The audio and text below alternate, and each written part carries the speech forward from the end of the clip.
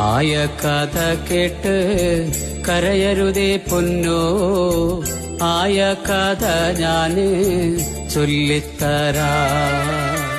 ആയ കഥ കേട്ട് കരയരുതേ പൊന്നോ, ആയ കഥ ഞാന് ചൊല്ലിത്തരാ.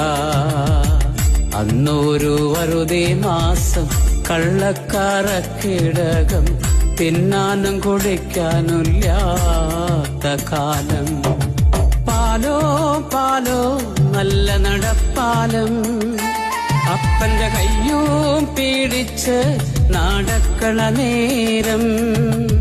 ആയോരു പാലത്തിന്റെ തുണി നിന്നും പൊന്നോ എന്നൊരു വിളിയും കേട്ട്, പൊന്നോ എന്നൊരു വിളിയും കേട്ട്.